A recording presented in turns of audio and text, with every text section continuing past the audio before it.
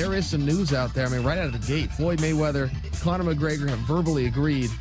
You know, I'm getting a little annoyed. It's a little bit annoying. I mean, look, if you guys are going to fight, let's fight. All you need is a promoter to say yes. It looks like we have that. You know, Dana put a real offer out there, and then, it looked like maybe that wasn't going to come together. But if one promoter comes in, another promoter can come in. Floyd's got a promoter's license. You got the fighters that have agreed. You got the media that won't quit talking about. The fans are obviously there.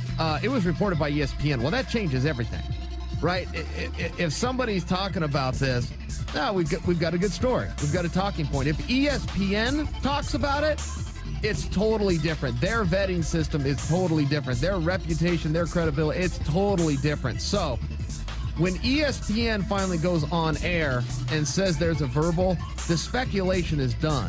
That means there's a verbal. And I will tell you, does that mean that now we have a fight? No. There's still some parts that need to come out.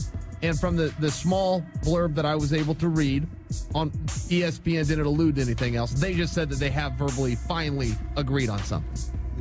I mean, how could it happen? It's not going to happen in the United States. I mean, because the UFC is going to come in and put that in every possible court in the world. Maybe. Well, they could put it in every court. They could also go, let's do the fight.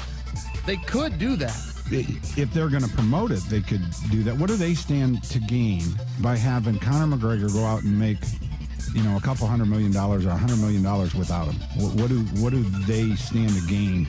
That's the product they built. Now, Conor is the talent, and he's done a magnificent job. But without the UFC, he's not the Conor McGregor that we have right now. All right, so listen. In this case, it would be Dana's call. If I'm Dana, I'm not going to let that fight happen. I'm just not. I'm going to go, look, you want fights, you want money, you want headlines, you want main events. I've got all those things. It's not something that you can go get somewhere else, and I'm just not equipped to do it. I have all of those things, which is why you signed with me to start with.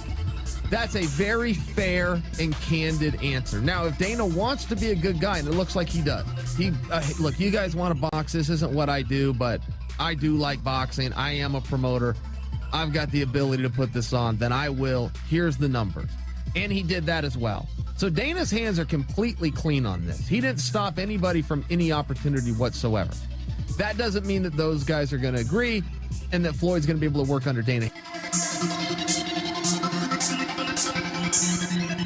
No, I believe it, I believe he did put his hands on his wife, So, but he looking for some type of motivation. Well, I can look at that type of motivation as well, But at the end of the day, I'm not really fighting to be like a Superman or anything like that, going around saving and trying to save these women, saving, Captain Saver, what I'm talking about. But, but I'm just really doing it for the money.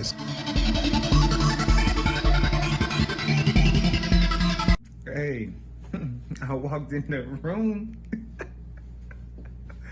Hey, they love me already. They love me already.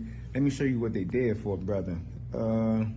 Walked in looking real smooth, right? I was like, damn. I looked myself in the mirror. Can you see me? Yeah. Anyway, I looked at myself in the mirror and I was like, damn, you look good. And then I looked on the bed. I'm gonna let you see what was popping over here. So this is what was popping when I walked in. Look at that shit right there.